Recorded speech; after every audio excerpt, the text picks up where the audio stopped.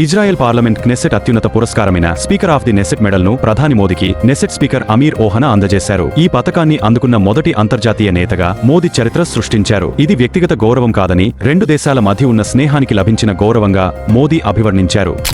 జార్ఖండ్ మాజీ ముఖ్యమంత్రి చంపే సోరెన్ మనవడు వీర్ సోరెన్ హిమాచల్ ప్రదేశ్ లోని మనాలిలో పర్యటన సమయంలో మృతి చెందాడు. స్నేహితులతో కలిసి ట్రిప్కు వెళ్లిన వీర్ తీవ్ర తలనొప్పి వచ్చిన మరుసటి రోజు అతడు హోమ్ స్టే గదిలో అపస్మారక స్థితిలో కనిపించాడు. ఆస్పత్రికి తరలించిన వైద్యులు మృతి చెందినట్లు ప్రకటించారు.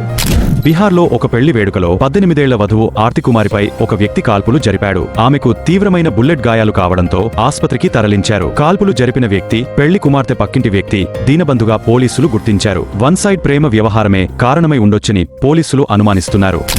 ఆంధ్రప్రదేశ్ ఎమ్మెల్యేలు ఎమ్మెల్సీల మధ్య స్నేహపూర్వక క్రికెట్ మ్యాచ్ నిర్వహించారు. రాజకీయ ఒత్తిడికి దూరంగా నేతల మధ్య స్నేహబంధాన్ని పెంపొందించడమే ఈ స్పోర్ట్స్ మీట్ ఉద్దేశం. ఈ మ్యాచ్ లో home minister Vangalapudi Anitha fielding చేస్తూ సంగీతానికి డాన్స్ చేయడం ప్రత్యేక ఆకర్షణగా నిలిచింది. ఈ మ్యాచ్ పూర్తిగా వినోదాత్మకంగా సాగగా డిప్యూటీ స్పీకర్ రఘురాం కృష్ణంరాజు ఆట సమయంలో కింద పడిపోవడంతో గాయాలు అయ్యాయి.